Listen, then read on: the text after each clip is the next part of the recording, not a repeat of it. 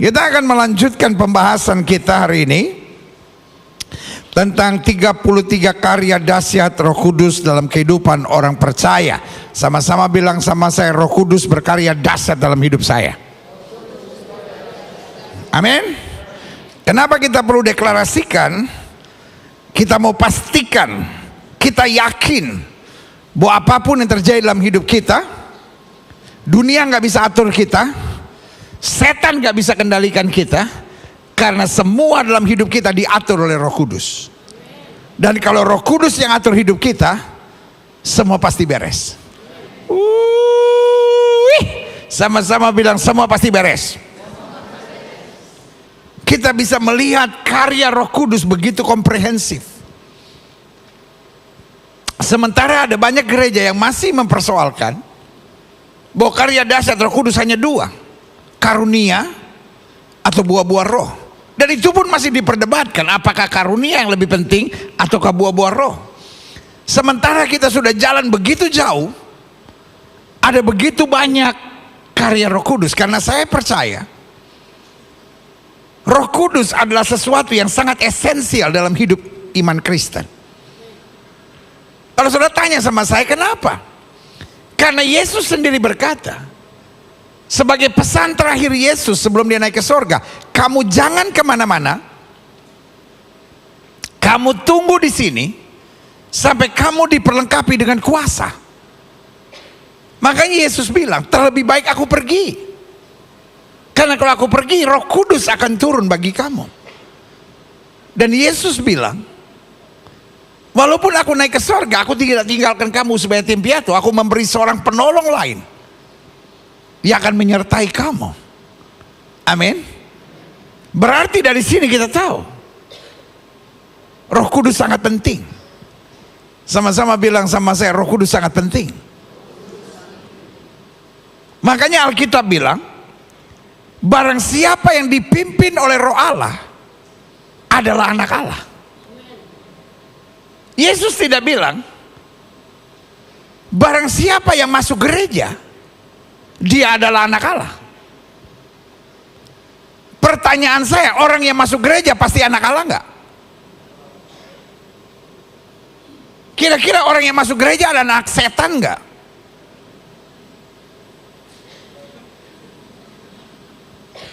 Halo? Kira-kira yang masuk gereja ada anak setan enggak? Ada enggak orang yang sudah masuk gereja ganggu suami orang? Kira-kira itu anak Allah atau anak setan? Ini yang jawabnya lebih neken, anak setan. Nah itu kayaknya punya pengalaman pribadi itu.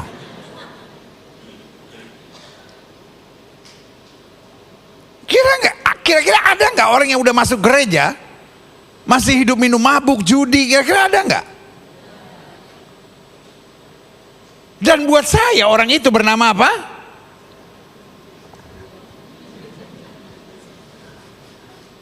Nggak usah takut-takut ngomongnya anak setan, saudara.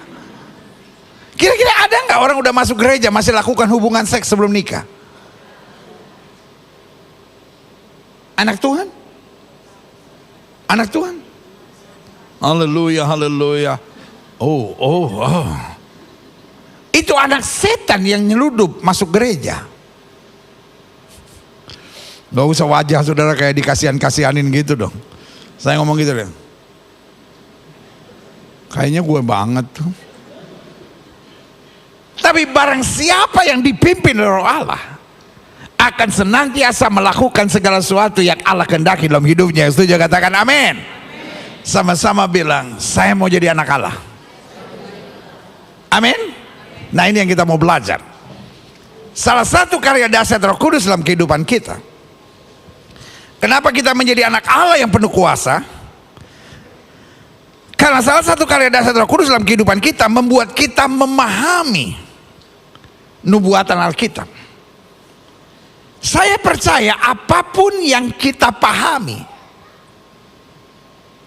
akan asik buat kita. Apapun yang kita pahami menjadi asik buat kita. Saya mau tanya sama saudara, saudara ngerti Formula One nggak? Saudara paham Formula One nggak? Jawab kenapa? Saudara paham Formula One nggak? Formula One yang untuk gosok gigi,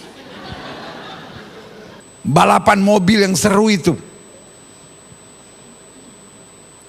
Saudara tahu nggak siapa juaranya? Saudara tahu nggak setiap pertandingan berapa etape? Saudara tahu nggak satu etape berapa kilometer? Saudara tahu nggak ada berapa pertandingan setiap tahun? Saudara tahu nggak pertandingan di mana aja?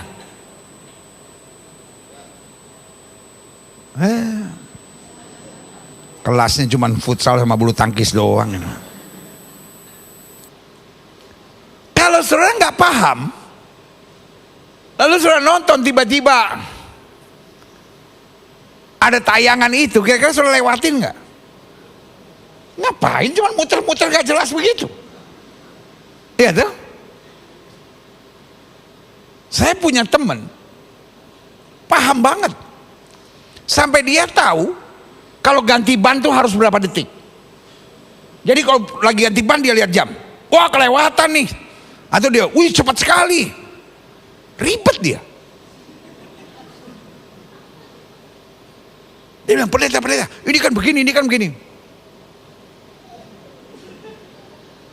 Dan saya doain lah yang menang, pokoknya memang Tuhan udah siapkan. Oh enggak, ini tikungannya bagus gini.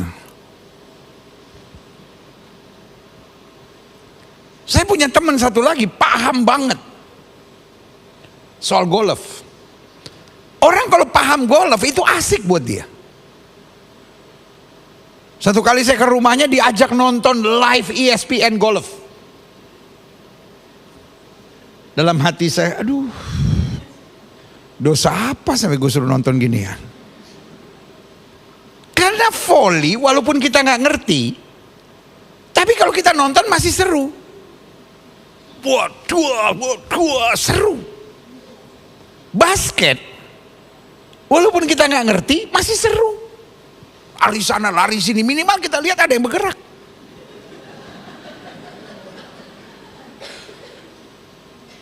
Tenis meja, walaupun kita nggak terlalu ngerti kan seru tuh, gitu. Golf, yang juaranya ya namanya nggak jelas, Tiger Woods. Tiger kan macan, wood kayu, macan kayu, nggak menakutkan. Terus saya mesti lihat juaranya mau mukul.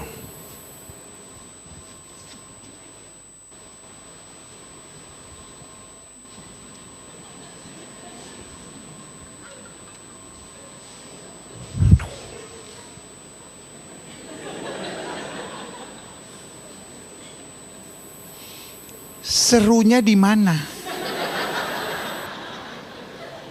Terus kameramennya juga bodohnya minta ampun.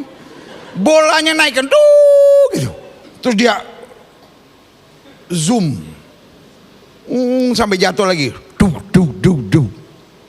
Dia bilang, wah lihat tuh, pemilihan sticknya benar. Saya bilang, emang ada berapa jenis stick? Oh ada banyak, ada yang begini, namanya ini, namanya. Saya tahu satu-satunya cuman cheese stick. Yang kalau bubur ayam itu kan pakai cheese stick gitu kan.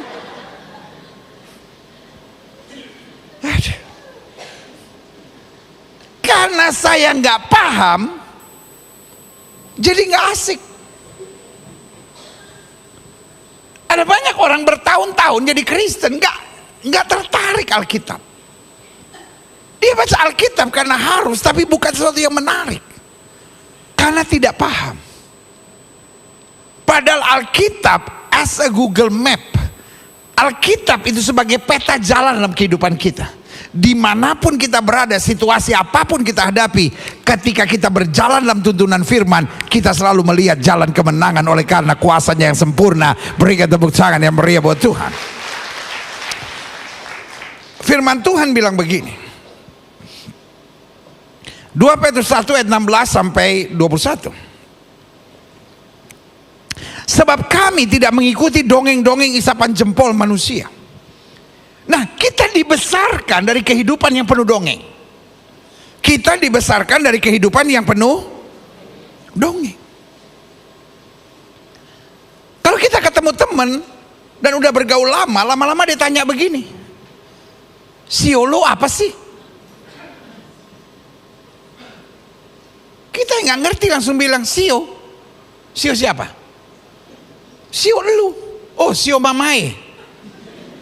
Karena lagunya kan, sio mamae, ya kan? Makanya orang Cina sama orang Ambon seringkali nyabako masuk. Karena orang Cina juga bingung, sio mamae. Perasaan nggak ada sio mamae.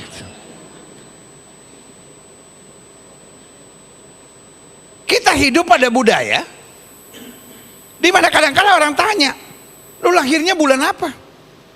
Desember. Oh, lu Sagittarius ya, sakit gigi tak terurus.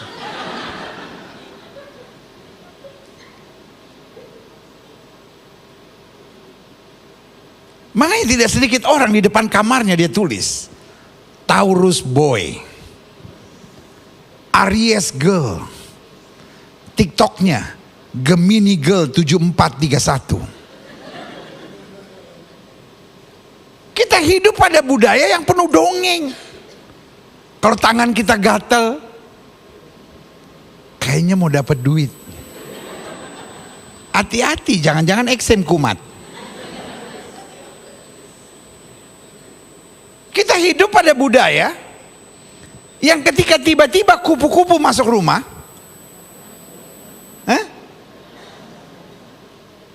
mau ada tamu.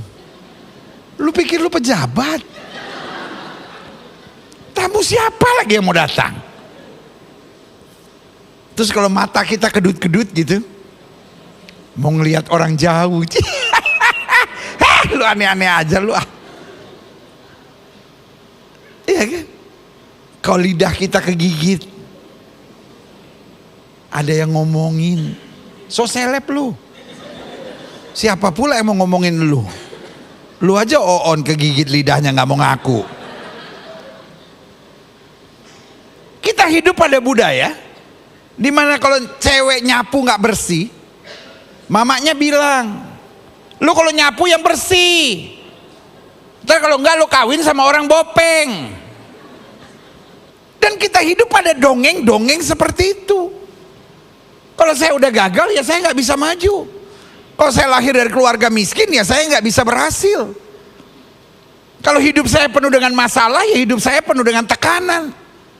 Tapi hari ini saya mau bilang, Alkitab saya bilang dengan Allah akan kita lakukan perbuatan-perbuatan yang gagah perkasa. Kita mau percaya dongeng atau kita mau percaya firman? Ayat ini bilang apa tadi? Sebab kami tidak mengikuti dongeng-dongeng isapan jempol manusia. Ketika kami memberitahukan kepadamu kuasa dan kedatangan Tuhan kita Yesus Kristus sebagai Raja, tapi kami adalah saksi mata dari kebesarannya. Jadi ayat ini sedang menggambarkan bahwa dongeng-dongeng ini punya kuasa yang membelenggu kita. Sehingga kita udah diplot. Sio monyet kelakuannya kayak monyet. Sio kambing kelakuannya kayak kambing. Kalau horoskop kita begini, maka minggu ini akan begini. Oh, kalau begini akan begini. Tapi Alkitab saya menjelaskan sesuai imanmu jadi padamu. Allah memberikan rohnya secara tidak terbatas. Bahkan Alkitab bilang kalau kita setia dalam perkara kecil, Tuhan berkati kita dalam tanggung jawab yang lebih besar. Amin. Berarti Alkitab sedang mau menjelaskan bahwa dongeng-dongeng itu punya kuasa untuk menjajah kita. Dongeng-dongeng itu punya kuasa untuk menempatkan kutuk dalam pemikiran kita. Tapi kuasa firman akan membebaskan kita dan memberikan kemuliaan Allah. Coba lihat selanjutnya. Kami menyaksikan bagaimana ia menerima kehormatan dan kemuliaan dari Allah Bapa ketika datang kepada suara dari yang mulia mengatakan, inilah anak yang kukasihi, kepadanya lah aku berkenan. Suara itu kami dengar dari sorga. Sama-sama bilang sama saya, firman Allah adalah suara yang dari sorga. Sama-sama bilang firman Allah adalah suara dari sorga. Ketika kami bersama-sama dengan dia di atas gunung yang kudus, ayat 19. Dengan demikian kami makin diteguhkan oleh firman yang telah disampaikan oleh para nabi. Alangkah baiknya kalau kamu memperhatikan sama seperti memperhatikan pelita yang bercahaya di tempat yang gelap, sampai fajar menyingsing dan bintang timur terbit bersinar dalam hatimu. Jadi Alkitab sedang menggambarkan firman Tuhan itu seperti pelita di tempat yang gelap. Makanya Alkitab bilang firmanmu adalah pelita bagi kakiku dan terang bagi jalanku. Di tempat yang gelap segala sesuatunya mencekam. Dan di tempat yang gelap pelita menjadi titik perhatian utama kita, karena dengan pelita itu kita bisa melihat segala sesuatunya. Amin. Dalam dunia yang gelap orang cuma ikut-ikutan. Kalau semua orang pikir kawin cerai boleh, ya udah kawin cerai aja. Kalau berselingkuh itu normal, ya udah berselingkuh aja. Kalau merokok, minum, judi adalah sesuatu yang normal, ya udah normal aja. Jadi ukurannya yaitu kegelapan itu sendiri. Tapi dalam terang kita melihat sesuatu yang berbeda. Saya terlalu percaya kita perlu diterangi oleh firman Tuhan supaya kita memiliki standar kehidupan yang berbeda. Amin. Selanjutnya dikatakan apa di ayat yang ke-20? Yang terutama harus kamu ketahui bahwa nubuat-nubuat dalam kitab suci tidak boleh ditafsirkan menurut apa? Kehendak sendiri. Tidak boleh ditafsirkan menurut seenak udalmu sendiri. Sebab tidak pernah nubuat dihasilkan oleh kehendak manusia. Karena kalau dihasilkan dalam kehendak manusia, namanya bukan nubuat tapi lu buat-buat. Tetapi oleh dorongan Roh Kudus, haleluya, orang-orang berbicara atas nama Allah. Artinya, orang kalau diterangi oleh Roh Kudus, maka kita menjadi semakin paham akan makna nubuatan-nubuatan Kristus di dalam Alkitab. Amin. Makanya saya catat di sini, klik. Nubuatan Alkitab bukan hanya benar dan pasti terjadi. Siapa yang percaya nubuatan Alkitab benar dan pasti terjadi? Tapi izinkan saya menjelaskan, nubuatan Alkitab memang benar dan pasti terjadi, tapi bukan titik sampai di sana. Klik. Kalau saudara tanya sama saya apa maksudnya? Namun nubuatan Alkitab yang benar dan pasti terjadi membuktikan satu, Alkitab dapat kita percaya. Yang setuju sama saya angkat tangan kanan, bilang Alkitab dapat saya percaya.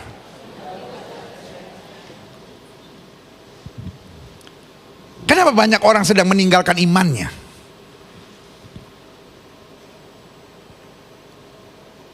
Mungkin sebagian kita bingung, kenapa ya pendeta akhir zaman kok banyak orang murtad ya, banyak orang jadi mu'alaf, banyak orang meninggalkan imannya.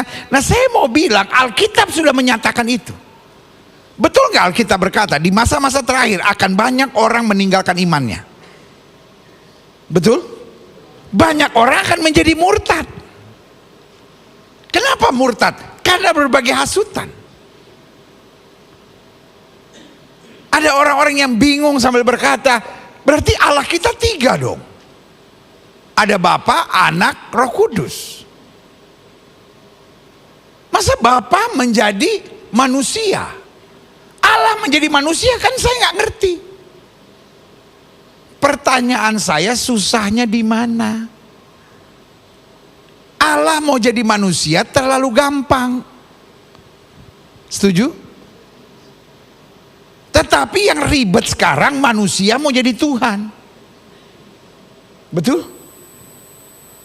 Bu, kalau suamimu udah nggak bisa ditegur, suamimu udah nggak bisa dikritik, suamimu udah nggak bisa dapat masukan, sembah dia, Bu. Berarti dia udah jadi Tuhan.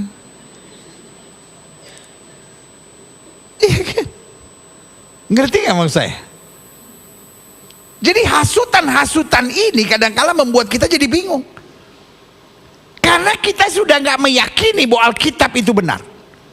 Alkitab dapat dipercaya.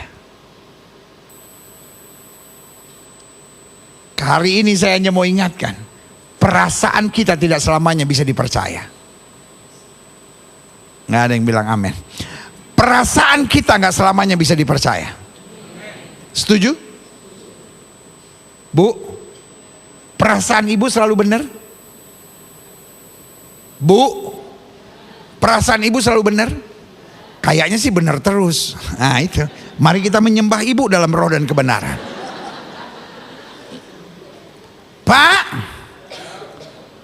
perasaan bapak selalu benar? Perhitungan logika kita selalu benar? Tapi ada satu yang selalu benar, firman Tuhan. Tidak selamanya segalanya dalam firman Tuhan itu menyenangkan. Karena hal rohani hanya dapat dinilai secara rohani. Secara daging memang menyakitkan. Tapi ini yang saya mau bilang, Alkitab bisa dipercaya. Memang ada orang-orang yang sepotong-sepotong akan datang dan bilang, Alkitabnya orang Kristen sudah dipalsukan. Nah itu. Kalau orang cuma 0,7 belum sampai 1, begitu kelakuannya.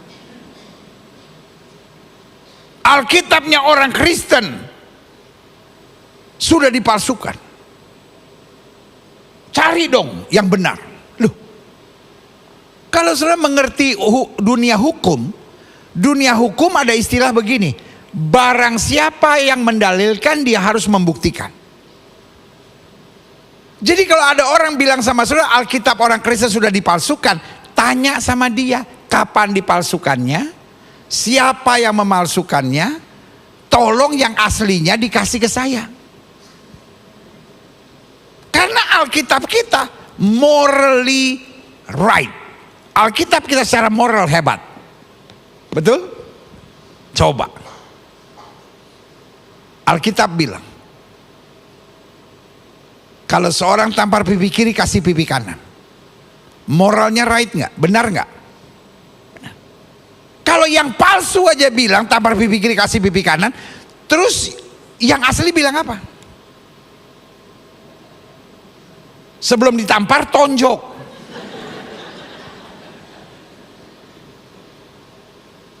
Itu bukan buku kitab suci. Itu Krav Maga, saudara-saudara. Bela diri. Alkitab kita morally right. Berdoalah bagi orang yang menganiaya kamu. Kita udah dianiaya, kita mesti doain. Hebat itu. Yang palsu aja begitu. Terus yang benar bilang apa? Kalau kamu dianiaya, kutukin. Wah. Coba. Alkitab kita bilang satu orang laki-laki hanya boleh punya satu istri. Itu yang dipalsukan. Terus yang asli bilang apa? Apa kok laki-laki boleh jadi bahan perebutan begitu? Itu mau punya suami atau mau beli mie ayam? Saya berkesempatan ada di Israel. Pergi ke satu tempat namanya Museum Shrine of the Book. Di museum itu ada Alkitab yang ditemukan tahun 1947 dan Alkitab itu adalah manuskrip dari abad pertama, belum bentuk buku, masih bentuk lembaran-lembaran dari kulit binatang. Bukan ditulis dalam bahasa Ibrani, tapi ditulis dalam Old Hebrew, yaitu dalam bahasa Aramaik, yang dipercaya bahasa yang dipercakapkan oleh Abraham. Sampai hari ini orang-orang yang berbahasa Aramaik masih ada di Irak sebagian dan masih ada di Syria sebagian. Sehingga gereja Kristen Ortodoks di Syria masih memakai bahasa itu sampai hari ini.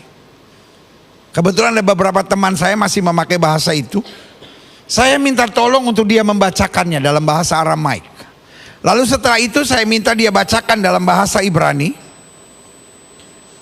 Lalu saya minta penjelasannya. Lalu dia menjelaskan buat saya maknanya tidak ada perubahan sama sekali. Satu-satunya perubahan hanyalah ejaan. Sama seperti bahasa Indonesia, ada ejaan lama, ada ejaan baru. Tapi maknanya sama sekali tidak berubah. Sehingga Alkitab tetap bisa dipercaya. Amin. Ketika orang diterangi oleh firman Tuhan, dia melihat Alkitab bukan sebagai buku, tapi dia melihat Alkitab sebagai jawaban. Untuk setiap pergumulan kita, untuk setiap masalah kita, firman Tuhan selalu punya jawaban yang menenteramkan kita. Yang setuju katakan amin. Yang kedua, nubuatan Alkitab yang benar dan pasti terjadi membuktikan Alkitab dapat mengubahkan pola pikir dan hidup kita. Jadi orang kalau diterangi oleh firman Tuhan, orang kalau diterangi oleh tuntunan Roh Kudus, maka Alkitab bukan menjadi buku aturan yang membingungkan, tapi menjadi standar yang mengubahkan pola pikir kita. Dari pola pikir daging menjadi pola pikir roh. Dari pola pikir dongeng menjadi pola pikir kebenaran. Dari pola pikir dunia menjadi pola pikir kerajaan Allah. Karena pola pikir dunia hanya memikirkan yang menguntungkan dan menyenangkan. Tapi pola pikir roh berpikir mana yang benar dan berkenan kepada Tuhan. Karena yang untung dan menyenangkan bisa menjebak kita. Tetapi yang benar dan berkenan kepada Tuhan kadangkala memang berat. Tapi ujung-ujungnya selalu menuntun kita pada kemuliaan Allah. Berikan tepuk tangan yang meriah buat Tuhan. Yang ketiga, nubuatan Alkitab yang benar dan pasti terjadi membuktikan Alkitab adalah makanan iman kita. Alkitab saya berkata, orang benar akan hidup oleh iman. Alkitab saya bilang, inilah kemenangan yang mengalahkan dunia ini, yaitu iman kita. Di akhir zaman ini, kalau kita nggak punya iman, apa aja bisa bikin kita stres. Betul? Tapi iman tidak terjadi secara otomatis. Iman bertumbuh dalam firman Tuhan. Makanya sebagai gembala saya punya tanggung jawab. Dari gereja ini berdiri 16 tahun yang lalu sampai hari ini, setiap akhir tahun saya mempersiapkan buku renungan harian tahunan buat setiap saudara. Tujuannya setiap anak Tuhan suka baca Alkitab. Nggak ada yang bilang amin, berat sekali kelihatannya. Tujuannya supaya setiap anak Tuhan suka baca Alkitab. Karena kadang-kadang kita mau baca Alkitab, kita bingung mulainya dari mana, apa yang dibaca. Terus kita jadi kayak ahli nujum gitu. Buka Alkitab, tunjuk. Oh ini hari ini Tuhan bicara. Lama-lama aneh loh. Saya nggak percaya kekristenan yang seperti itu. Saya percaya Tuhan bisa bicara lewat firman. Tapi saya percaya kita harus memahami Alkitab dengan betul. Amin. 2024 kita nggak tahu apa yang akan ada di depan kita. Tapi satu yang kita yakini, 2024 buat kita penuh berkat, penuh mujizat, penuh kemenangan, penuh peningkatan dan kemajuan. Karena iman akan menuntun kita ke sana. Yang setuju katakan amin. Karena itu sebagai gembala yang saya buat, saya persiapkan saudara dengan firman yang betul. Firman itu membangkitkan iman. Sehingga setiap kali ada tantangan, kau hadapi dengan iman. Yang terjadi, engkau makin meningkat, engkau makin dewasa, engkau makin mengalami promosi, engkau akan melihat kuasa Tuhan dahsyat dan luar biasa. Yang setuju katakan amin. Yang keempat, nubuatan Alkitab yang benar dan pasti terjadi itu membuktikan Alkitab adalah dasar kekuatan dan sukacita kita. Amin. Makanya terlalu rugi jika kita melihat Alkitab sebagai aturan, padahal dia dasar kekuatan dan sukacita kita. Kalimat manusia seringkali dimulai dengan hati-hati. Karena dunia ini sedang menebar ketakutan. Alkitab bilang singa dan ular tedung akan kau langkahi. Engkau akan menginjak anak singa dan ular naga. Artinya Alkitab sudah bilang, segala macam rekayasa akan terjadi. Anak Tuhan diberkati, anak Tuhan dijaga Tuhan, anak Tuhan tetap sukacita dan melihat kuasa Tuhan. Iya kan? Di tengah COVID yang ditekankan apa? Hati-hati sama apa? Tetap beriman, tetap sukacita. Itu kan kembali Alkitab benar. Amin. Ada nggak yang dibilang di tengah COVID, parno lah, ketakutanlah, maka kamu akan sehat? Kalau kamu takut, imun kamu turun. Tapi kalau kamu beriman, kamu bersukacita, kamu percaya, Tuhan menjadi kekuatan kita melewati semuanya. Amin. Orang-orang yang pegang firman dalam hidupnya, diterangi oleh tuntunan Roh Kudus, akan menjadi orang yang kuat dan sukacita dalam segala hal. Saya nggak tahu apa yang ada di depan kita, tapi yang saya tahu, selama saya jalan dengan kekuatan dan sukacita, rumah tanggamu diberkati, hidupmu dibuat Tuhan berhasil, hari depanmu dibuat cemerlang, karena anugerahnya tidak pernah gagal dalam hidup kita. Yang setuju katakan amin. Selanjutnya, Roh Kudus penuntun kita memahami nubuatan Alkitab. Klik. Sehingga anak Tuhan yang diterangi, yang dibimbing oleh Roh Kudus, yang pertama, suka dan bergairah baca Alkitab. Amin. Dia suka dan bergairah baca Alkitab. Jadi dia bukan baca Alkitab hanya karena takut dikutuk. Baca Alkitab lo, kalau enggak dikutuk lo sama Tuhan, ya udah baca, Tuhan saya udah baca, puas. Jangan kutuk saya lagi ya. Kita baca Alkitab karena kita tahu Alkitab itu yang menyelamatkan jiwa kita. Alkitab itu yang menuntun langkah kita. Alkitab itu yang memberi ketenangan buat kita. Ketika segala sesuatu tidak pasti, Alkitab bicara tentang kepastian. Amin. Sehingga kita suka dan bergairah membaca Alkitab. Saya berdoa, jemaat yang olehnya Tuhan percayakan saya gembalakan, karena yang saya perhatikan, orang kalau baru bertobat, lagi gairah-gairahnya bisa baca Alkitab sejam sehari. Tapi setelah makin lama dia bertobat, saya khawatir kegairahan itu makin hilang. Saya berdoa jemaat Gereja Bethel Indonesia Glow Fellowship Center selalu bergairah mempelajari Alkitab. Amin. Karena yang saya pelajari, orang yang rajin baca Alkitab tidak akan pernah menyesal. Orang yang rajin baca Alkitab, yang pertama dia lebih tenang dalam hidupnya. Yang kedua dia lebih punya kepastian dalam langkah-langkahnya. Yang ketiga dia tidak mudah terombang-ambingkan oleh rupa-rupa pengajaran. Dan yang keempat, dia selalu yakin akan kuasa mujizat Tuhan yang terjadi tepat pada waktunya. Berikan tepuk tangan yang meriah. Yang kedua, anak Tuhan yang dibimbing Roh Kudus akan memahami Alkitab tidak rumit dan tidak ribet. Kalau kita nggak dibimbing Roh Kudus, kita melihat Alkitab tuh ribet gitu, rumit. Entar imamat, nanti raja-raja, hakim-hakim, nabi-nabi. Kita bingung, apa sih nih? Saya percaya Alkitab adalah surat cinta Tuhan.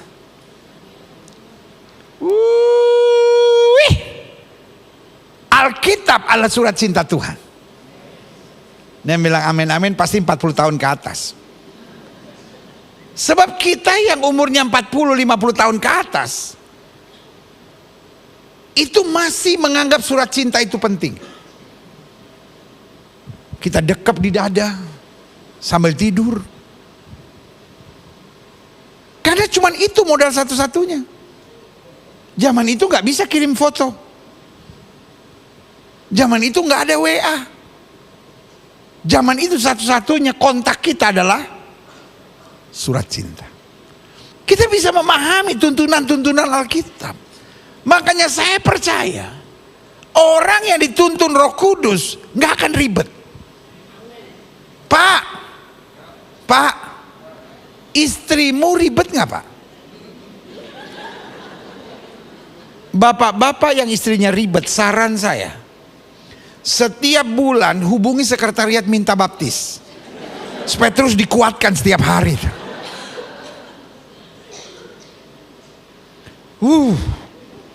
Punya istri yang ribet Pak. Makanya Salomo sampai bilang gini, lebih baik tinggal di sudut soto rumah, berarti lebih baik tinggal di genteng, daripada tinggal serumah dengan perempuan yang ribet. Bu, suami ribet nggak Bu? Enggak, pendeta, dia jarang pulang. Enggak ribet, pulang aja jarang dia, pendeta. Aduh. Kalau saya boleh nasihatin adik-adik muda, lu kalau cari pasangan teman hidup jangan yang ribet. Bener deh. Kalau masih pacaran nih, baru share-sharean aja udah ribet. Udah deh.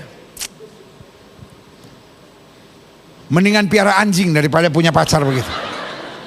Bener. Pentingnya Roh Kudus menerangi pemahaman kita akan firman Tuhan, sehingga kita melihat Alkitab bukan buku yang ribet, tapi buku yang mengarahkan kita pada jalan-jalan Tuhan, sehingga keseharian kita juga gak ribet. Pokoknya kita percaya kalau Tuhan buka pintu gak ada yang bisa menutupnya. Kalau Tuhan tutup pintu gak ada yang bisa membukanya. Apapun yang Tuhan izinkan terjadi, ujung-ujungnya selama saya setia, tidak milih ke kiri maupun milih ke kanan, ada berkat Tuhan yang luar biasa dinyatakan. Taruh tangan kanan saudara di dada, sama-sama bilang, saya tidak boleh ribet. Hidup tenang aja, hidup berserah aja, hidup pegang aja firman Tuhan. Langit dan bumi boleh lenyap, tapi firman Allah tinggal tetap. Haleluya. Yang terakhir, saya undang pemain musik maju ke depan. Anak Tuhan yang dibimbing Roh Kudus, dia suka dan bergairah baca Alkitab. 2, dia memahami Alkitab tidak rumit dan tidak ribet. Dan yang ketiga, dia selalu terdorong, haleluya, untuk melakukan segala yang tertulis dalam Alkitab. Alkitab bilang begini, orang yang mendengar firman dan tidak melakukannya, dia sama seperti orang bodoh. Kenapa bodoh? Lo ada begitu banyak berkat yang disediakan, tapi dia sibuk dengan perasaan dan perhitungan logika. Tapi Alkitab bilang, orang yang mendengar firman dan melakukannya, dia sama seperti orang yang bijaksana. Apakah itu berarti dia tidak ada masalah? Bukan. Tapi dia membangun rumahnya di atas dasar batu karang. Ada badai, ada gelombang, ada angin ribut, tapi dia tetap tegak berdiri. Orang yang diterangi oleh Roh Kudus, dia nggak pikir enak atau tidak enak. Dia tidak pikir untung atau rugi. Waduh, kalau saya diomongin orang, lalu saya tetap sabar, lama-lama rugi dong, saya diinjak-injak, saya dipermainkan. Buat dia, orang mau buat apapun itu urusannya, tapi saya hanya jalan pada jalan Tuhan. Dan apa yang mata tidak pernah lihat, yang telinga tidak pernah dengar, itu yang Tuhan sediakan buat setiap orang yang mengasihi Dia. Berikan tepuk tangan yang meriah buat Tuhan. Saya undang kita semua bangkit berdiri. Urapi, haleluya. Kami butuh pengurapan-Mu ya Kristus. Penuhilah kami dengan hadirat-Mu. Ya, kami rindu Tuhan, melihat kuasa-Mu, dicurahkan di tempat ini.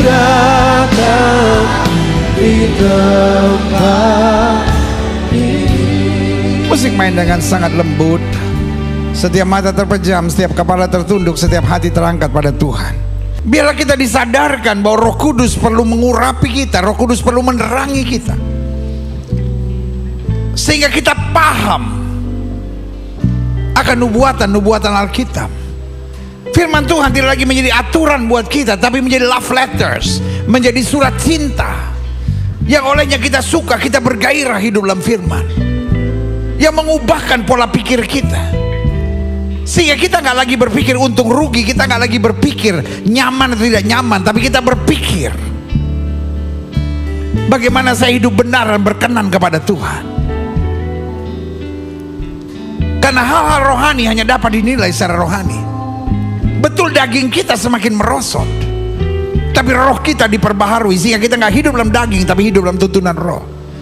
Jika itu doamu, taruh tangan kananmu di dada. Mungkin selama ini kau ribet sekali, kau banyak khawatir, kau banyak bingung, kau banyak panik, kau banyak berandai-andai, bagaimana kalau begini, bagaimana kalau begini, bagaimana kalau begini. Belajar jadi orang yang hidup dalam iman, karena iman akan mengarahkan kita pada janji-janji Tuhan, dan janji-janji Tuhan tidak pernah meleset.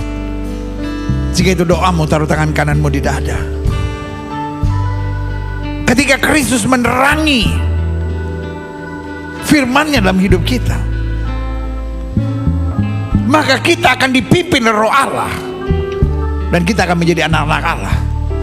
Jangan sampai kita anak Allah tapi hidupnya masih daging. Kita dipengaruhi oleh dongeng-dongeng, gak mungkin saya bisa berubah, gak mungkin saya bisa bertahan, gak mungkin saya bisa maju, gak mungkin saya bisa bangkit, gak mungkin saya bisa menang. Bersama Yesus segalanya mungkin. Karena firman-Nya berkata, sesuai dengan imanmu jadi padamu. Jika itu doamu, taruh tangan kananmu di dada. Setiap saudara yang ingin didoakan, taruh tangan kanan saudara di dada. Boleh angkat tangan dua-dua tinggi-tinggi, izinkan saya doa. Bapa, lihat tangan anak-anakmu yang terangkat dua-dua di hadapan Tuhan. Kami angkat tangan kami dua-dua. Kami tahu Roh Kudus-Mu akan menerangi kami, dan barang siapa yang dipimpin oleh Roh Kudus akan menjadi anak-anak Allah. Kami gak mau jadi orang gereja tapi yang kelakuannya adalah anak-anak setan. Kami gak mau jadi orang gereja yang terbelenggu dengan dongeng-dongeng dunia ini, yang membuat kami merasa gak bisa, gak mampu, gak sanggup, gak kuat. Tetapi kami mau hidup dalam kuasa firman-Mu. Kami mau jadi orang-orang yang bergaul dengan firman, karena lewat firman iman kami ditumbuhkan, dan lewat iman kami melihat janji-janji Tuhan digenapi. Lihat tangan-tangannya terangkat. Ampuni kami kalau kami jadi suami yang ribet. Ampuni kami kalau kami jadi istri yang ribet. Ampuni kami kalau kami melihat firman sebagai sesuatu yang ribet. Tapi kami mau hidup di dalam firman-Mu. Kami mau terus bertumbuh dalam pengenalan akan Engkau. Biarlah terang kemuliaan Roh Kudus-Mu mengarahkan kami pada jalan-jalan-Mu. Terima kasih Bapa. Saudaraku, kita perlu Roh Kudus. Roh Kudus itu akan membimbing kita memahami firman Tuhan. Mungkin selama ini engkau merasa gak mungkin, gak bisa, tapi hari ini firman-Nya biarlah menerangi engkau, sehingga engkau paham, tanpa Roh Kudus engkau tidak akan berjalan dalam kemenangan kemuliaan Kristus. Hamba juga doa buat yang sakit Allah, karena hamba percaya kesembuhan hak mutlak kami sebagai orang percaya. Setiap orang yang sakit, letakkan tangan kananmu di bagian tubuh yang sakit, karena firman Tuhan katakan orang percaya akan tumpang tangan buat yang sakit, dan yang sakit akan disembuhkan. Jika engkau sakit dan kau percaya kuasa kesembuhan Tuhan, letakkan tangan kananmu di bagian tubuh yang sakit. Bapa, firman-Mu ya dan amin itu kami percaya. Firman-Mu berkata orang percaya akan tumpang tangan buat yang sakit, dan yang sakit akan disembuhkan. Dengan iman kami praktekkan firman Tuhan ini. Kami letakkan tangan kanan kami di bagian tubuh kami yang sakit. Kami tolak sakit penyakit, kami tolak kelemahan tubuh, kami tolak campur tangan kegelapan. Kami patahkan kuasanya di dalam nama Yesus. Hai setan sakit penyakit, kau tidak punya kuasa atas tubuh orang percaya, karena tubuh kami telah dibeli dengan harga mahal, itu darah Yesus. Dari darah yang tercurah tubuh kami adalah bait Roh Kudus, bukan tempat penyakit. Kami perintahkan sekarang keluar dalam nama Yesus. Keluar dalam nama Yesus. Kuasa kesembuhan, berkat, mujizat mulai terjadi. Mengalir kuasa Tuhan dari ujung kepala sampai ujung kaki. Kuasa-Mu bekerja. Firman-Mu berkata orang percaya akan tumpang tangan buat yang sakit, dan yang sakit akan disembuhkan. Firman-Mu berkata tanaman yang tidak ditanam Bapa di sorga akan dicabut sampai ke akar-akarnya. Penyakit ini bukan tanaman yang ditanam Bapa di sorga. Cabut sampai ke akar-akarnya dalam nama Yesus. Kuasa Tuhan, kuasa Tuhan, kuasa Tuhan bekerja. Kami imani Yesus kami tidak berubah dulu, kemarin, hari ini, dan sampai selama-lamanya.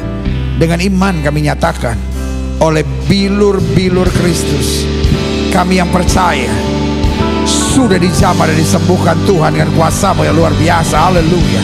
Ini tepuk tangan sorak-sorai kemenangan kami, tepuk tangan sukacita kami, karena Yesus menjamah kami. Setiap saudara yang sudah doakan untuk kesembuhan, tanamkan dalam rohmu, aku sembuh oleh biru Yesus. Jangan bimbang, terima dengan iman. Terima kasih buat kasih-Mu, terima kasih buat kuasa-Mu, terima kasih buat anugerah-Mu yang sempurna. Sungguh Yesus membanggakan buat kami. Bapak, hamba mengasihi jemaat-Mu satu persatu. Apa yang Tuhan taruh di hati hamba sudah hamba sampaikan bagi umat-Mu. Hamba doa firman termaterai, apa saja yang mereka kerjakan dibuat Tuhan berhasil. Mereka gak turun tapi naik, mereka gak jadi ekor, mereka jadi kepala.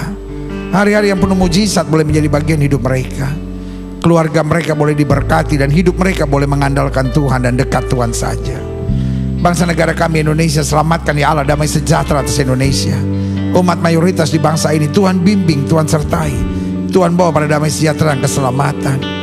Bapak Presiden, Wakil Presiden, para menteri, pejabat di pusat dan di daerah, para gubernur, para wali kota, para bupati, para polisi, para tentara, Kapolri dan Panglima TNI, bahkan para anggota DPR RI, DPRD tingkat 1, DPRD tingkat 2, DPD, bahkan para anggota MPR RI, para pimpinan dan anggota BNPT, BNPB, BPK, KPK, MA, pengadilan, kejaksaan, dan para pengacara, ya Kristus. Jauhkan para pemimpin dan aparat penegak hukum di bangsa kami dari segala hal yang jahat, bahkan dari segala kuasa kegelapan, dukun, paranormal, penasihat spiritual, dihalaukan dalam nama Yesus. Roh rakus, roh serakah, korupsi, kami tolak di dalam nama Yesus. Bahkan para mafia yang hanya mencari keuntungan di tengah penderitaan dan kesusahan rakyat, Tuhan singkirkan dari pusat kekuasaan, ya Kristus. Para pemimpin dan aparat penegak hukum di bangsa kami, berikan hati yang takut akan Tuhan, hikmat surgawi, sehingga apa saja dikerjakan yang dibuat Tuhan berhasil. Sehingga Indonesia makin hari makin baik, Indonesia makin hari makin maju. Hasil bumi, hasil tambang, hasil laut, hasil hutan, semua baik dalam nama Yesus. NKRI, Undang-Undang Dasar 45, Pancasila, Bhinneka Tunggal Ika tetap terjaga di bangsa kami. Kesehatan masyarakat, pendidikan, ekonomi, pembangunan, keamanan, politik, semua baik dalam nama Yesus. Gereja-gereja di mana-mana tempat Tuhan bela dan nyatakan kemuliaan-Mu.